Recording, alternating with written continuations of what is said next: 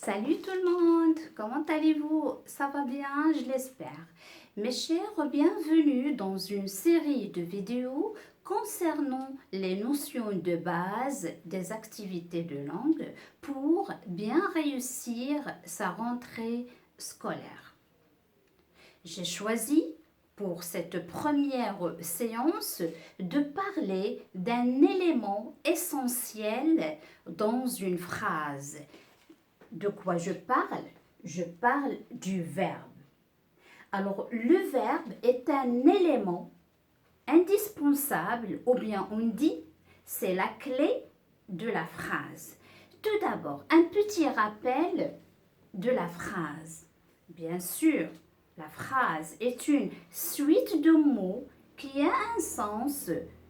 Elle commence toujours par une majuscule et se termine par un point. Ce point qui termine la phrase, il peut être un point simple, ou bien un point d'interrogation, ou bien un point d'exclamation, ou bien les 3 points de suspension. La phrase, il y en a 4 types de phrases.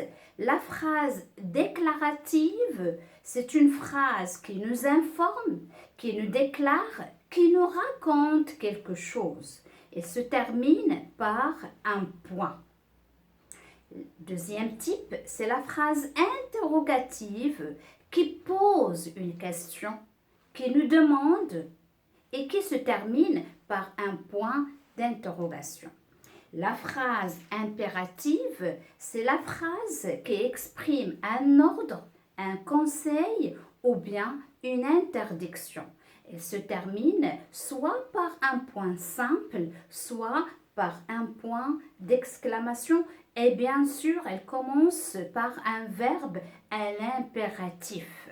Et qui dit un verbe à l'impératif dit un verbe qui n'a pas de sujet.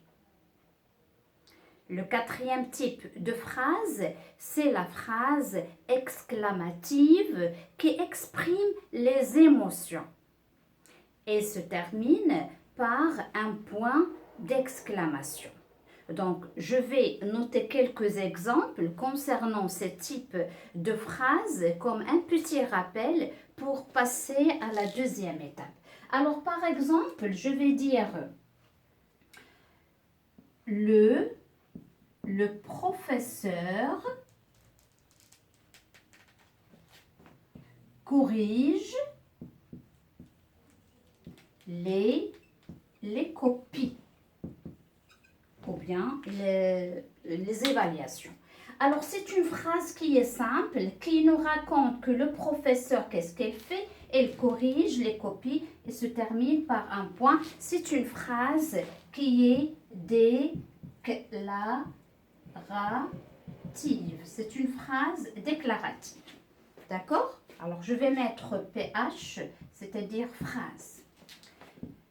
La phrase interrogative, c'est la phrase qui pose une question. Alors, à partir de cette première phrase, je vais poser une question. Je vais dire, est-ce que le professeur corrige les copies?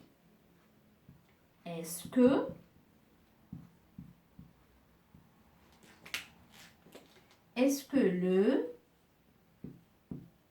le professeur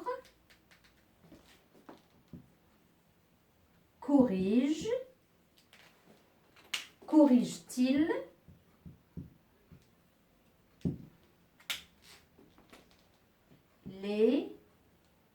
les copies? Alors là, je pose la question. Il y a l'introduction d'un mot interrogatif et il y a aussi l'inversion du sujet. Il se termine par un point d'interrogation et je vais écrire que c'est une phrase interrogative.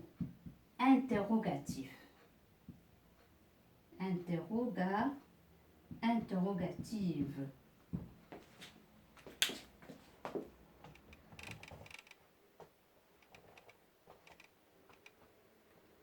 D'accord? Alors, troisième type, c'est ou bien, oui, troisième type, c'est la phrase impérative. Impérative qui donne un ordre.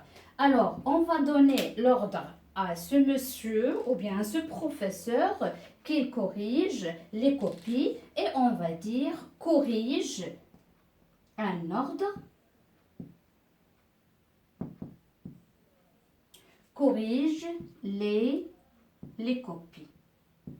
Alors ici, on donne un ordre pour la correction et je vais mettre le point. Alors c'est une phrase impérative. Pourquoi? Parce qu'il donne un ordre de corriger les copies et il y a le verbe à l'impératif, hein, il n'y a pas de sujet et se termine par un point ou bien on peut mettre même le point d'exclamation et je vais dire que c'est une phrase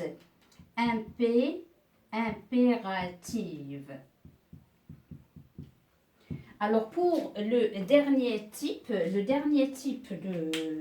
de phrase, c'est la phrase exclamative. Alors on va dire quel beau professeur. Alors si on parle de ce professeur ou bien quel travail qui est fait par ce professeur.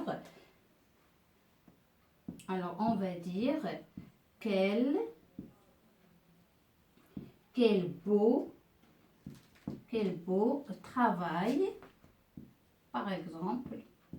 Alors, c'est une phrase exclamative. Elle se termine par un point d'exclamation et il y a aussi le mot quel, hein, quel ou bien comme. Ce sont des mots hein, qui expriment l'exclamation.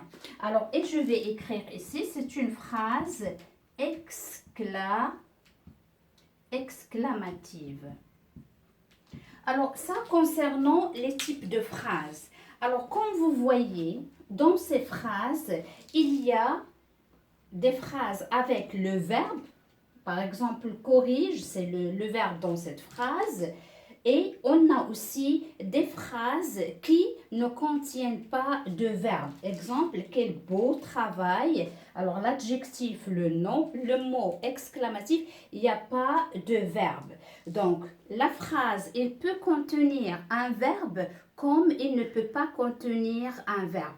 Mais nous, aujourd'hui, on va parler du verbe qui se trouve dans une phrase. Et comme j'ai dit au début, que le verbe est un élément essentiel dans la phrase.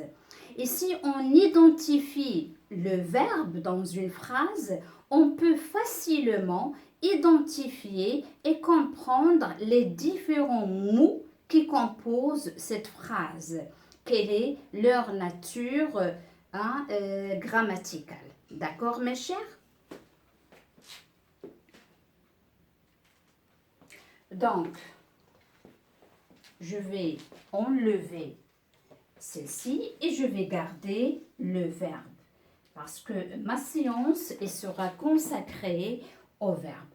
Alors, le verbe, en plus que c'est un élément essentiel dans la phrase, ce verbe, il peut exprimer un état ou bien une action. Qu'est-ce que ça veut dire une action? Qu'est-ce que ça veut dire état? Par exemple, si je dis Selma offre un cadeau à sa mère et je vais l'écrire. Selma offre un cadeau à sa mère. Alors, qu'est-ce qu'elle fait, Selma? Selma offre ou bien donne un cadeau à sa mère. C'est une action qui est faite par Selma. Donc ici, offre, c'est un verbe d'action.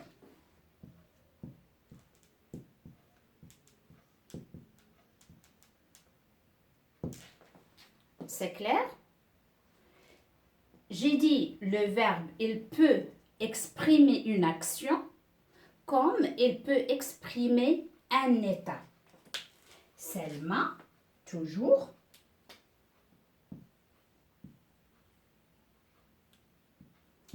Selma est contente. Selma est contente. Alors, où est le verbe? C'est est. C'est être. D'accord? Alors, comment elle est Selma? Selma est contente. C'est l'état. Hein? C'est un état. Donc, ici, le verbe exprime un état. Alors, c'est pour cela qu'on parle de verbe d'état.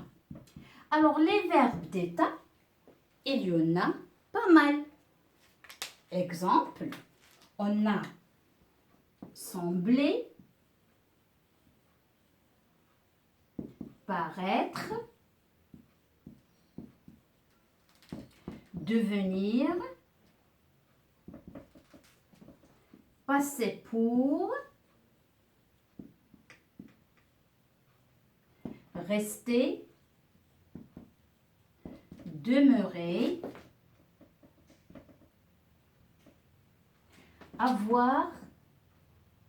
avoir l'air. Ce sont les verbes d'état. Alors, les verbes d'état, ce sont des verbes qu'on peut remplacer par être. Et sans oublier, bien sûr, être. Parce que les verbes d'état, on peut les remplacer dans la phrase par être.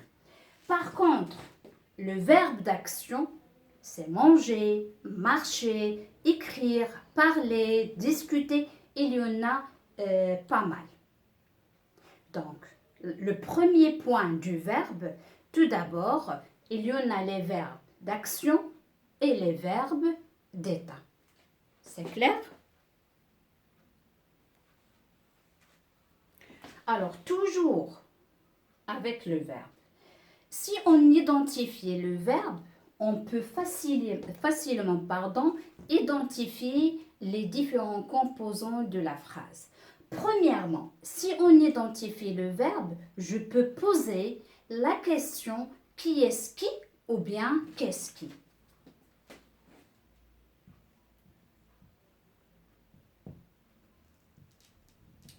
Qui est-ce qui ou qu'est-ce qui.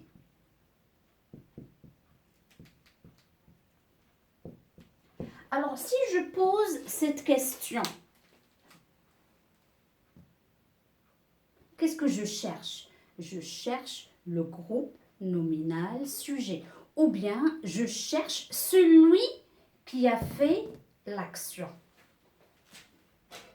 Donc, ici, je cherche le groupe nominal sujet ou bien tout simplement le sujet. Donc, à partir d'une de ces deux questions, je peux identifier celui qui a fait l'action. Exemple. Alors, tout à l'heure, je vous ai dit, le professeur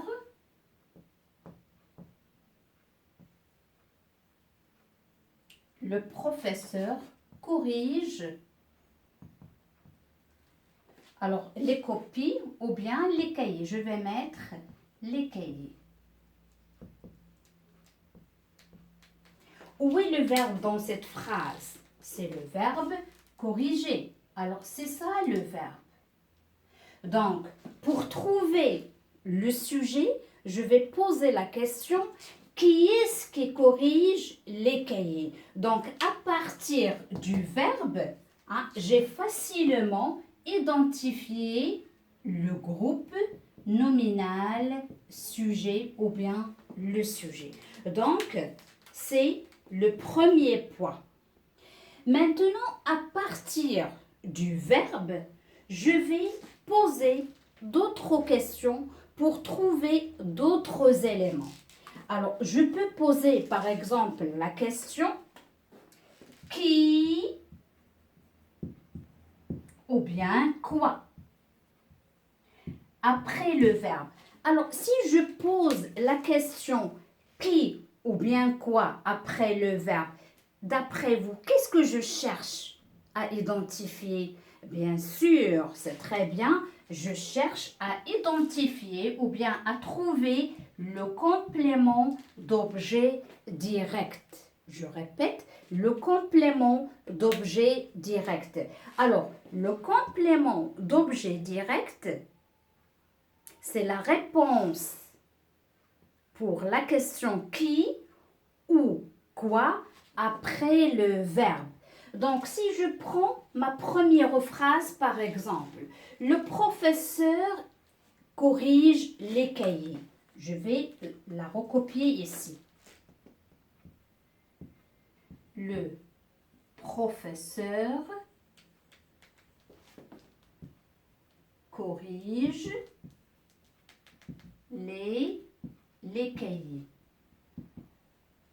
Alors toujours, le verbe c'est corrige, toujours.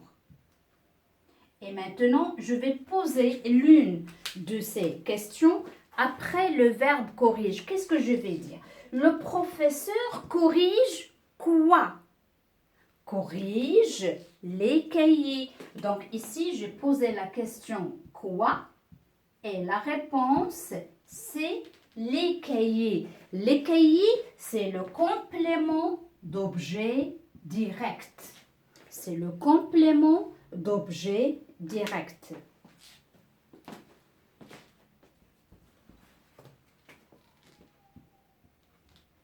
Donc, jusqu'à maintenant, à partir du verbe, j'ai trouvé deux éléments dans ma phrase. Le premier élément, c'est le sujet.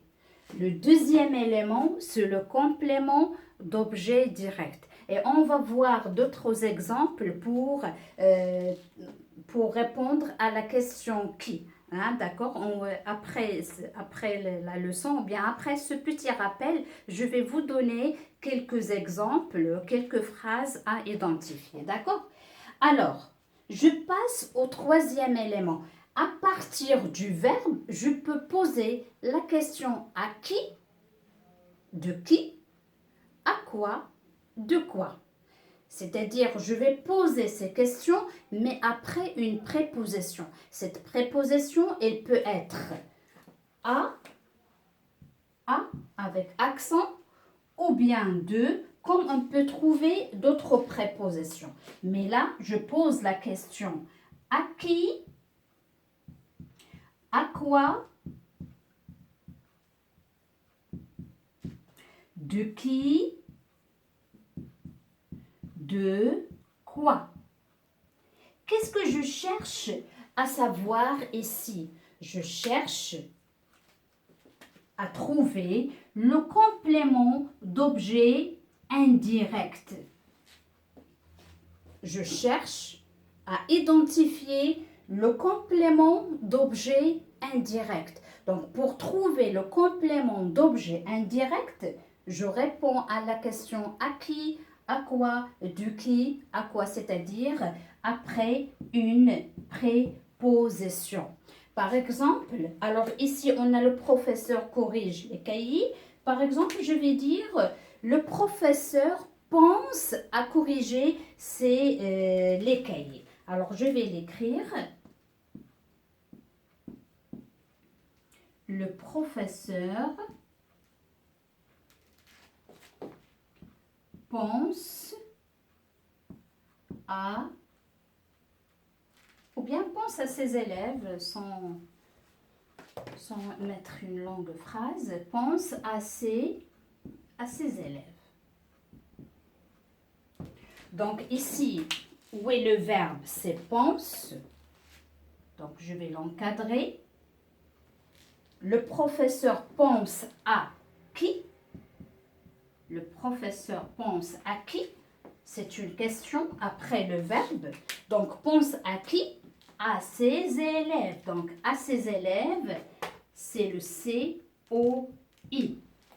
Donc, c'est le troisième élément dans une phrase qui est facilement trouvé à partir du verbe.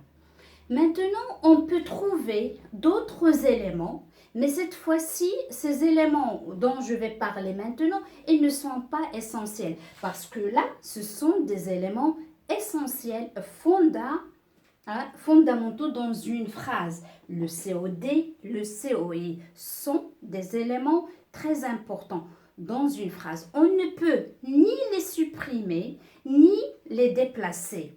Et si on les supprime, on ne va rien comprendre. Par exemple, si je dis « le professeur corrige ». Corrige quoi? Est-ce que vous avez compris? Si je ne mets pas les cahiers, qu'est-ce qu'elle corrige? D'accord? Ou bien, le professeur pense. Pense à quoi? Pense à qui? Donc, les compléments d'objets directs ou bien le complément d'objet indirect, ce sont des éléments ou bien des compléments essentiels, très importants dans une phrase qu'on ne peut ni supprimer ni déplacer. Ni déplacer, je ne vais pas mettre les cahiers, le professeur corrige. Hein? Ça n'a pas d'importance. Donc, l'ordre, il est très important. Le complément d'objet direct ou bien indirect, ils viennent après le verbe. Ils viennent après le verbe. Maintenant, je vais parler d'un quatrième élément qui est qu'on peut facilement trouver à partir du verbe, à partir de certaines questions, mais ces éléments ne sont pas indispensables comme les autres. Alors, vous savez de qui je parle, ou bien de quoi je parle, pardon. Hein, je parle des compléments circonstanciels. Les compléments circonstanciels qu'on peut trouver à partir des questions suivantes. Alors, on peut poser la question « quand ?» On peut poser la question comment. On peut poser la question pourquoi. On peut aussi poser la question où. Alors, ces petites questions qu'on peut trouver à partir, ou bien on peut répondre à partir du verbe et pour trouver les compléments circonstanciels. Et lorsqu'on parle des compléments circonstanciels, par exemple, quand je cherche le complément circonstanciel du temps. Temps. Comment? C'est le complément circonstanciel M, manière. Pourquoi? Le complément circonstanciel, c'est CCC, de cause. D'accord? Ou pour chercher le complément circonstanciel du lieu, CCL. C'est pour trouver le lieu. Donc, quand pour trouver le temps, comment pour trouver la manière, pourquoi pour trouver la cause ou pour trouver le lieu. Par exemple, je vais donner des exemples. Alors, le temps. Alors, le professeur corrige les cahiers ce matin.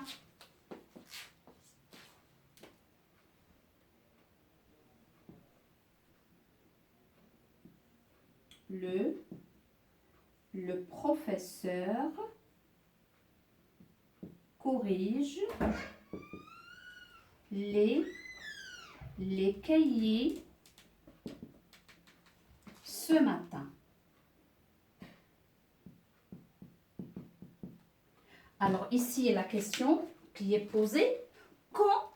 Quand le professeur corrige les cahiers? La réponse c'est ce matin. Donc ce matin, c'est le complément circonstanciel du temps. Comme je viens de dire, pour les compléments d'objets directs et indirects, on ne peut pas les changer, on ne peut pas les déplacer, on ne peut pas les supprimer. Mais par contre, les compléments circonstanciels, on peut les déplacer, on peut même les supprimer. Alors, ça va devenir, si je change la place du complément circonstanciel du temps ici, ça va devenir ma phrase ce matin et je vais mettre virgule, le professeur corrige les cahiers. Et le sens, ça reste lui-même. Alors, comment? Je vais répondre à la question comment.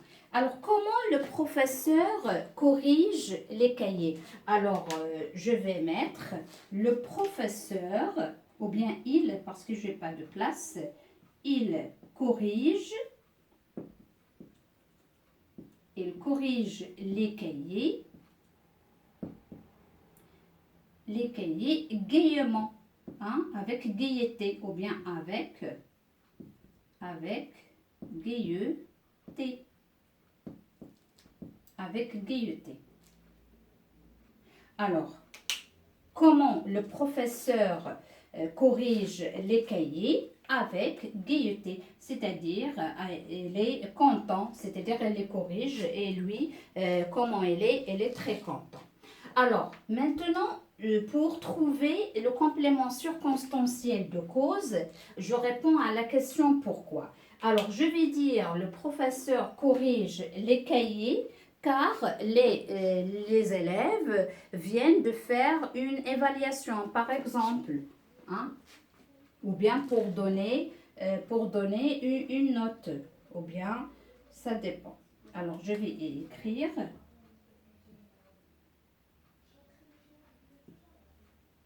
Il corrige les cahiers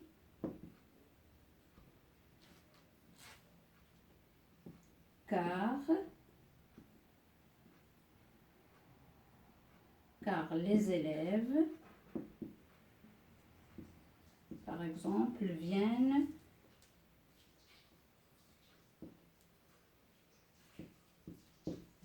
de terminer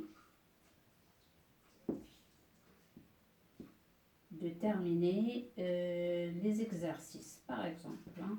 C'est trop long, mais ce n'est pas grave. Donc, ici, de cause, car les élèves viennent de terminer les exercices. Donc, c'est le complément circonstanciel de cause. Maintenant, il me reste ou bien le complément circonstanciel de lieu. Je vais dire un exemple. Le professeur corrige les cahiers dans la classe.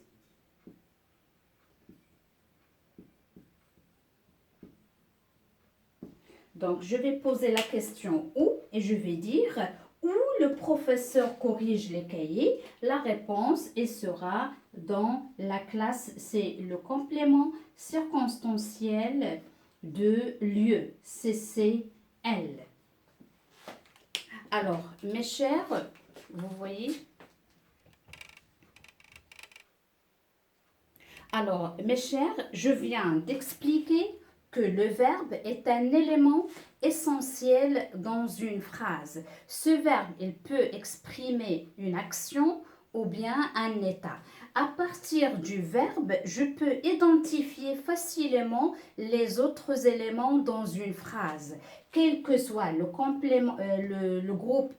groupe nominal sujet ou bien le sujet tout simplement, les compléments essentiels, soit le complément d'objet direct ou bien indirect, comme je peux identifier aussi les autres compléments circonstanciels qui sont supplémentaires pour donner des informations de plus à ma phrase.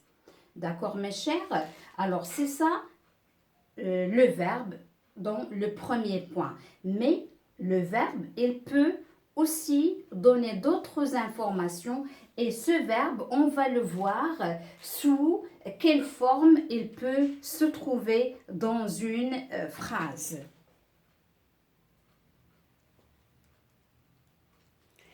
Alors mes chers, je passe à un deuxième point essentiel concernant le verbe. Le verbe, il peut se trouver sous deux formes. Il peut être à l'infinitif,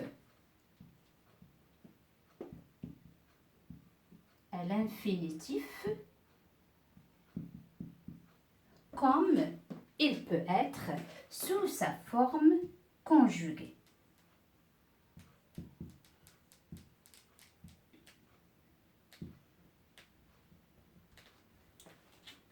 Vous suivez? Le verbe, il peut être à l'infinitif comme il peut être conjugué.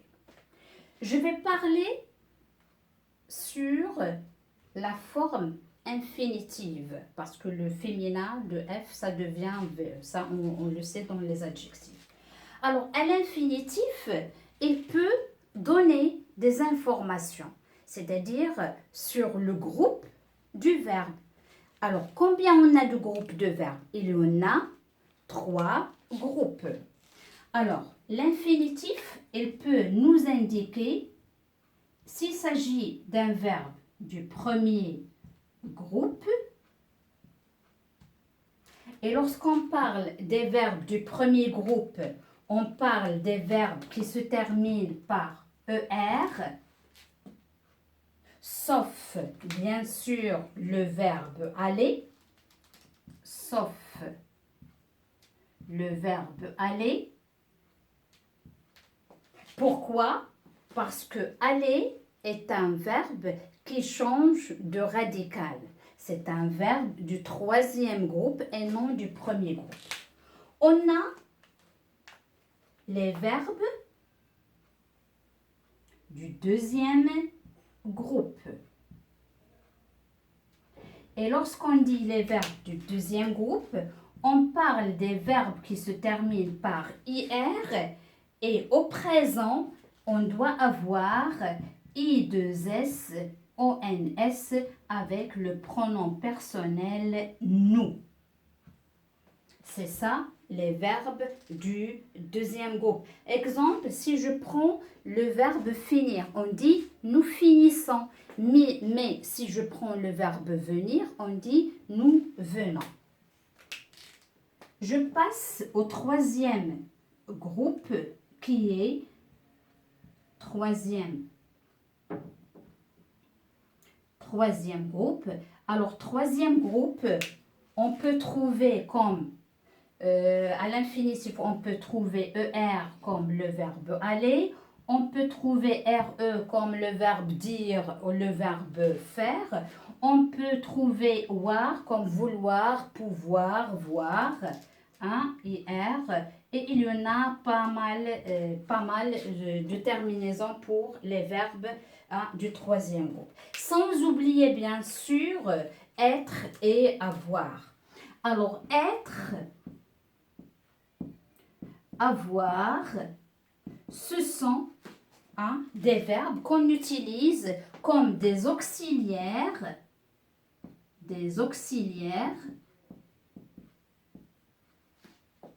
qu'on utilise pour les verbes conjugués. Alors ça, concernant les verbes à l'infinitif. Maintenant, si on a un verbe conjugué, alors le verbe conjugué, il nous donne aussi des informations. Premièrement, il nous donne l'information sur le temps. Alors, le verbe conjugué, il nous informe ou bien il change dans le temps et aussi la personne. Alors, dans le temps, c'est-à-dire le verbe conjugué, ça change dans le temps. Est-ce que c'est du passé, le présent ou bien le futur? Alors, change dans le temps. On parle du passé, présent et le futur. Est-ce que l'action qui est faite par ce verbe, est-ce que c'est une action faite dans le passé, ou bien dans le présent, ou bien qui va se passer ou bien qui passera dans le futur. C'est très important. Pour répondre à cette question, soit on regarde la conjugaison ou bien où il est conjugué ce verbe, sinon on parle ou bien on cherche les indicateurs du temps parce qu'il y en a des indicateurs du temps ou bien les adverbes qui nous renseignent sur le temps utilisé dans la phrase. Exemple, hier, présent, maintenant, demain, après-demain, avant-hier, dans quelques jours, plus tard, tout de suite. Là aussi, ce sont des indicateurs qui nous indiquent est-ce que ce verbe, on va le conjuguer au passé, au présent ou bien au futur. Là aussi, le verbe, ça va changer selon la personne. Et là, on parle des pronoms personnels. Les pronoms personnels. Donc, pour la forme conjuguée, cette forme, elle est changeable. On peut changer. Par contre, l'infinitif, ça reste à l'infinitif. Il est invariable. Mais la forme conjuguée, il change suivant le temps et suivant la personne. Alors, mes chers, c'est ça, en grosso modo, tout ce qui concerne le verbe. Maintenant, on va passer à l'action des exercices. Alors, préparez des feuilles ou bien un stylo et vous allez recopier avec moi ou bien on va travailler ensemble des exercices traitant tout ce que je viens de dire dès le début de la séance. Alors pour le premier exercice, je vais lire la consigne. Entoure les verbes et souligne les sujets. Je vais lire tout d'abord les 4 phrases proposées. Tu lis ton livre avec intérêt. Deuxième phrase, les enfants s'amusent sur place. Troisième phrase, Mohamed a fait un drôle de rêve cette nuit. La dernière, ou bien la 4e, chanter lui plaît beaucoup. Alors, tout d'abord, je vais chercher le verbe et je vais l'entourer. Tu lis ton livre avec intérêt. Lis, c'est le verbe. Je vais chercher le verbe dans la deuxième. Les enfants s'amusent sur place. S'amuse, c'est le verbe. Mohamed a fait un drôle de rêve cette nuit. A fait, c'est le verbe. Chanter lui plaît beaucoup. Alors, lorsqu'on parle, entoure les verbes, c'est-à-dire on cherche les verbes conjugués et non à l'infinitif. Il faut faire très attention dans cette question. Lorsqu'on vous dit entoure les verbes, alors là, on cherche les verbes conjugués et non à l'infinitif. Donc, le verbe ici, c'est plaît. Alors, est-ce que j'ai bien répondu à ma question? Non, je n'ai pas bien encore répondu parce que j'ai répondu uniquement à la première partie de la question « Entoure les verbes ». Qu'est-ce qu'il me faut? Alors, j'ai entouré. Qu'est-ce que je vais faire maintenant? Je vais souligner les sujets. Et pour trouver les sujets, qu'est-ce que je vous ai dit tout à l'heure? Je pose la question « Qui est-ce qui ?» ou bien qu'est-ce qui pour trouver le sujet ou bien le groupe nominal sujet. Alors, tu lis ton livre avec intérêt, je pose la question. Qui est-ce qui lit ton livre avec intérêt? C'est tu. Donc, tu, c'est le sujet ou bien le groupe nominal sujet. Dans la deuxième, qui est-ce qui s'amuse sur place? Ce sont les enfants. Donc, je vais souligner les enfants. Dans la troisième, Mohamed a fait un drôle de rêve cette nuit. Je vais poser la question, Qui est-ce qui a fait un drôle de rêve cette nuit? Bien sûr, c'est Mohamed.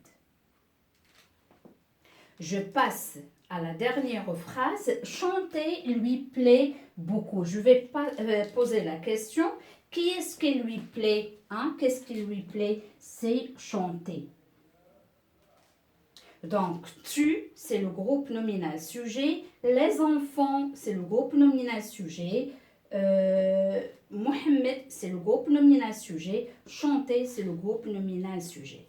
Alors, là, je vais poser ou bien je vais vous demander de me donner la nature grammaticale du groupe nominal sujet. C'est un plus, ce n'est pas ma leçon, mais c'est un plus. Alors, tu, c'est quoi tu? Tu, c'est un pronom personnel. Alors, tu, la nature grammaticale de tu, c'est un pronom personnel. D'accord? Les enfants, c'est quoi les enfants? Les enfants, on a les, c'est un déterminant. Et on a enfant, c'est un nom. Donc ici, on a déterminant plus nom. Qu'est-ce qu'il donne? Un groupe nominal. La nature grammaticale de Mohamed dans la troisième phrase. C'est quoi Mohamed? C'est un nom propre.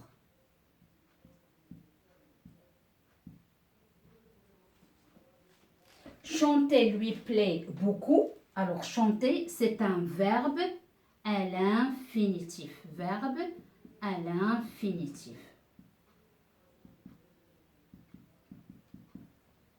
Alors, qu'est-ce que je comprends d'après cette question? Donner la nature grammaticale du groupe nominal sujet, je comprends, c'est que le sujet, il peut être un pronom personnel, comme il peut être un groupe nominal, comme il peut être un nom propre, comme il peut être un verbe à l'infinitif. J'ai dit, ça c'est un plus concernant le sujet. D'accord? Alors maintenant, je passe au verbe et je vais poser la question à quel temps il est conjugué le verbe. Ici, les verbes. Tu lis ton livre avec intérêt. Alors, lis. Alors, je vais mettre un tableau. Il vaut mieux. Alors, je vais le mettre ici. Pardon. Alors, je vais mettre un tableau en 3 colonnes. Dans la première colonne, je vais mettre le verbe qui est conjugué. Le verbe conjugué.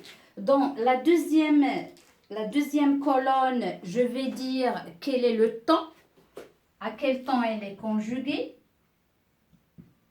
Et dans la troisième colonne, je vais donner son infinitif.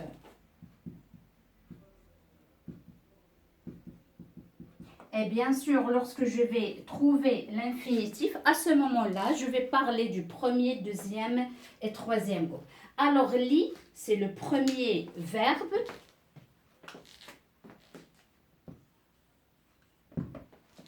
Le deuxième verbe, c'est s'amuse, avec ENT, parce qu'il est au pluriel.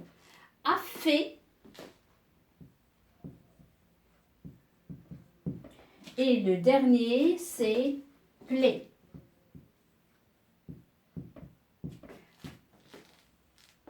Alors là, je vais parler du temps de conjugaison. Alors, lis, c'est le présent. Je lis, tu lis, il lit. Nous lisons, vous lisez, ils lisent. Alors, c'est le verbe lire à l'infinitif. Et le temps, c'est le présent. S'amuse. S'amuse, il y a ENT. Là aussi, c'est le présent. Quel est son infinitif? C'est s'amuser. C'est un verbe pronominal. S'amuser. A fait, a fait. Il y a a, il y a fait. Il y a l'auxiliaire avoir plus le participe passé. C'est le passé composé.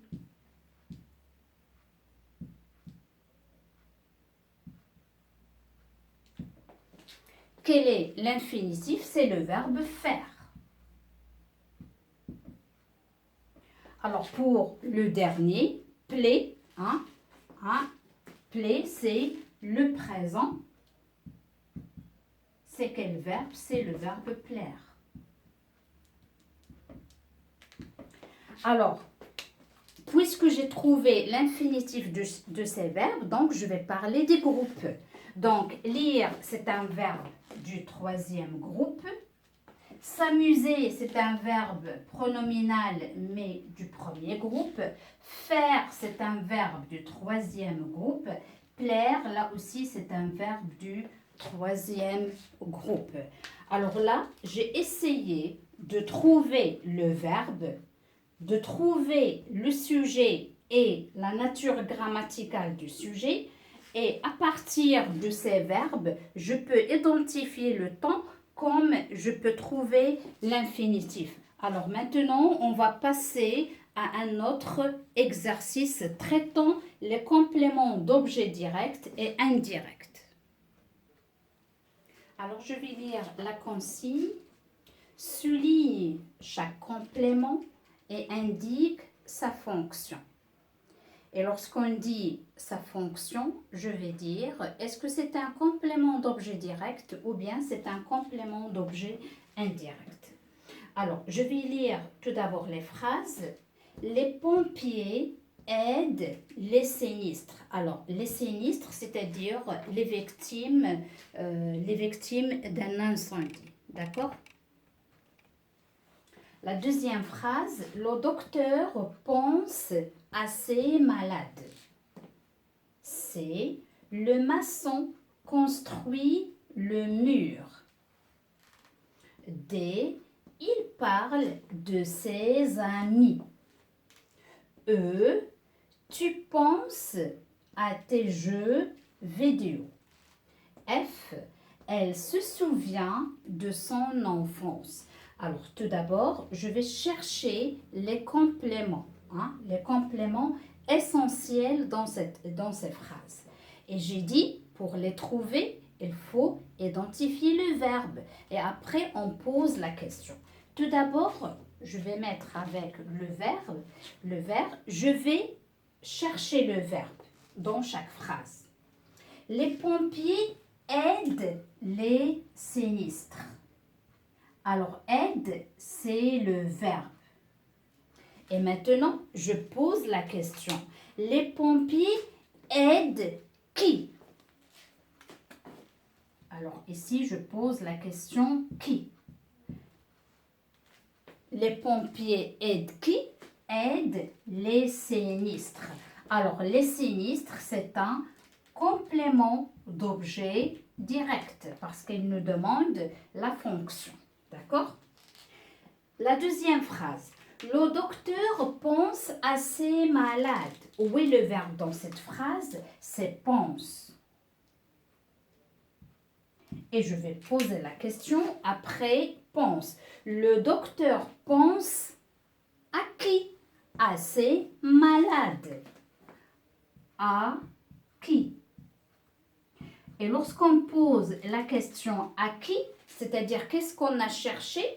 On a cherché le complément d'objet indirect parce qu'il vient après la préposition à avec accent.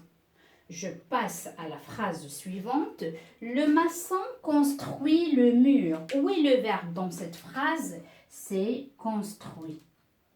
C'est le verbe construire. Alors, construit quoi? Construit quoi?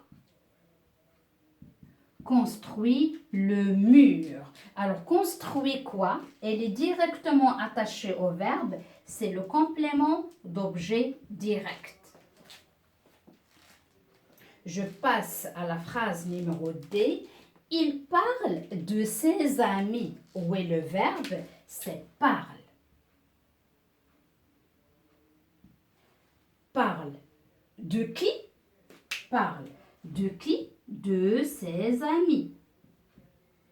De qui? De ses amis.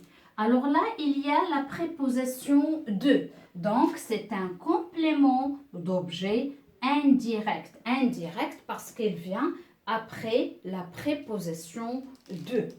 Je passe à la phrase suivante. Tu penses à tes jeux vidéo. Où est le verbe? Le verbe, c'est pense.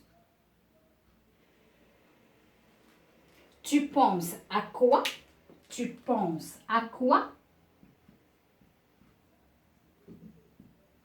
À tes jeux vidéo. Et il y a la préposition à avec accent. Donc, c'est un complément d'objet indirect. Il me reste la dernière phrase.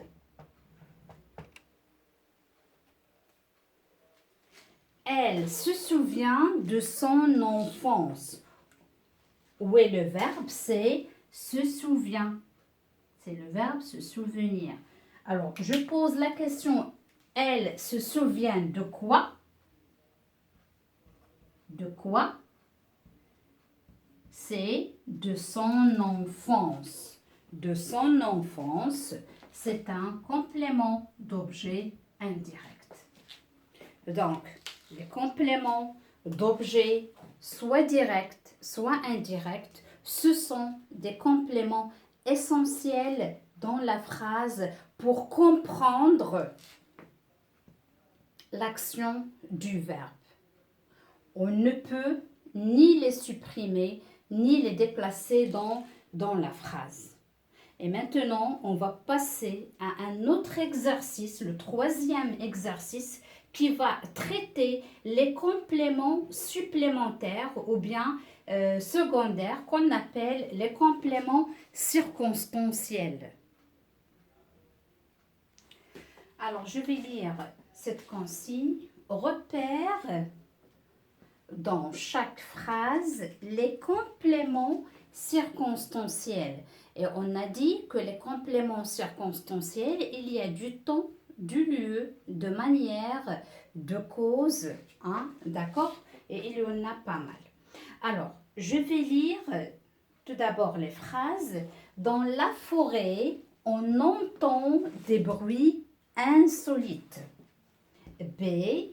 Il viendra dans un quart d'heure. C. Elle s'approche discrètement de son frère qui dort. D. Le chat saute sur le canapé. E. Demain, il quitte ce collège pour un autre établissement. F. Elle est absente parce qu'elle est malade. Alors, on va chercher les compléments circonstanciels. Alors, dans la forêt, on entend des bruits insolites. Alors, quelle est la question qu'on peut poser ici? Où on entend des bruits insolites? C'est dans la forêt. Donc, dans la forêt, c'est un complément circonstanciel de lieu. Dans la forêt, c'est un endroit. B. Il viendra dans un quart d'heure. Alors, quelle est la question qu'on peut poser ici? C'est quand il viendra. Quand il viendra? Il viendra dans un quart d'heure. Alors, dans un quart d'heure, c'est un complément circonstanciel du temps. C'est clair? C. Elle s'approche discrètement de son frère qui dort. Quelle est la question qu'on peut poser ici? Comment elle s'approche de son frère qui dort? Comment il s'approche? Il s'approche discrètement pour ne pas le réveiller, pour ne pas le déranger. Donc ici, c'est un complément circonstanciel de manière. C'est un CCM, la façon. D.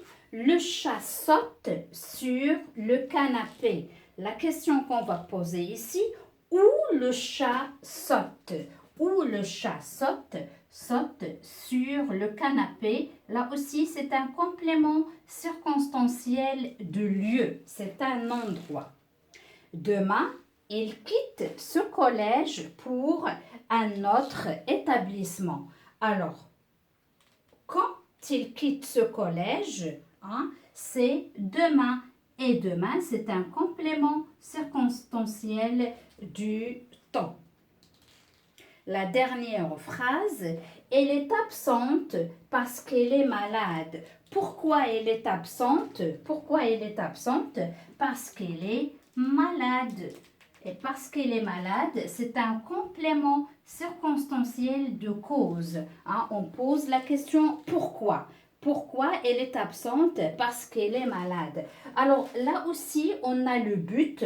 Là aussi, on a un complément circonstanciel de but qu'on met CCB. Demain, elle quitte ce collège pour un autre établissement. Là aussi, c'est un autre but. Alors, mais je ne vais pas le mettre.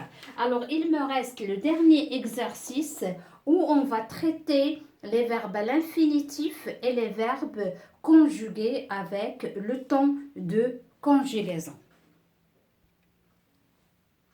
Alors, je lis la consigne. Relève les verbes. Premièrement, on va relever les verbes. Écris leur infinitif et leur groupe. D'accord? Donc, ici, il y en a 3 questions ou bien 3 sous-questions. La première des choses, on va identifier le verbe. La deuxième chose, on va écrire l'infinitif de chacun de ces verbes. Et la troisième chose, on va écrire le groupe.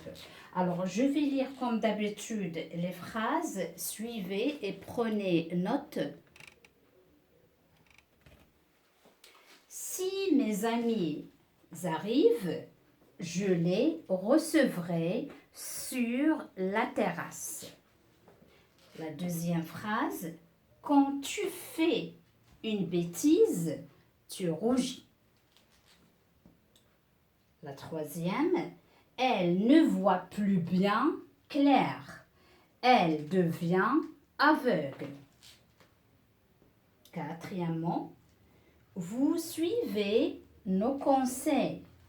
La dernière phrase, tous les passagers ont mis leur ceinture de sécurité. Alors tout d'abord, je vais chercher le verbe. Si mes amis arrivent, c'est le premier verbe dans cette phrase. Je les recevrai sur la terrasse. Recevrai. Donc dans cette phrase, j'ai 2 verbes. Alors, j'ai cherché le verbe. Maintenant, je vais écrire l'infinitif pour chacun. Arrive, c'est le verbe arriver. Avec ER, c'est un verbe du premier groupe. Je les recevrai. Alors, recevrai, c'est le verbe recevoir. Recevoir, c'est un verbe du troisième groupe. Je passe à la phrase suivante. Quand tu fais une bêtise, tu rougis. Là aussi, il y a 2 verbes. Il y a tu fais, fait. C'est quel verbe? C'est le verbe faire. À quel groupe il appartient faire? Il appartient au troisième groupe. Tu rougis. Alors, rougis, c'est le verbe rougir. C'est un verbe du deuxième groupe. D'accord? Je passe à la phrase suivante. Elle ne voit plus bien clair. Elle devient aveugle. Alors, voit, c'est le verbe voir. Regardez, c'est un verbe ici, voir, du troisième groupe. Là aussi, j'ai un deuxième verbe. Elle devient aveugle. Devient, c'est le verbe devenir. Alors, devenir, il y a IR à la fin, mais je vais le conjuguer au présent. À nous, qu'est-ce qu'on dit? Nous devenons. Alors, nous devenons. automatiquement, c'est un verbe du troisième groupe. Donc, c'est comme ça vous allez faire. Toujours, si vous trouvez un verbe qui se termine par IR, conjuguez-le au présent avec le pronom personnel nous. S'il n'y a pas I2S, ONS, ça veut dire que c'est un verbe du troisième groupe. Je passe à la phrase suivante. Vous suivez nos conseils. Alors, suivez, c'est le verbe suivre. Et bien sûr, c'est un verbe du troisième groupe là aussi. La dernière phrase, tous les passagers ont mis leur ceinture de sécurité. Ont mis, hein, c'est quel verbe? C'est le verbe mettre. Alors, lorsqu'on dit un verbe mettre, c'est le verbe du troisième groupe. C'est clair? Alors, je vais parler rapidement sur le temps de conjugaison pour chacun de ces verbes.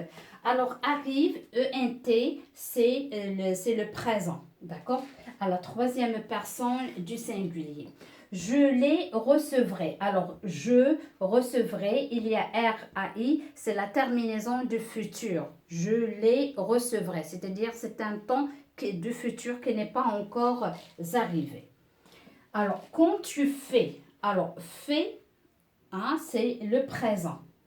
Tu rougis, là aussi rougis, c'est le présent. La terminaison des verbes du deuxième groupe, c'est IS, IS, IT, I2SONS, I2SEZ, I2SENT. Hein, c'est un verbe du deuxième groupe au présent.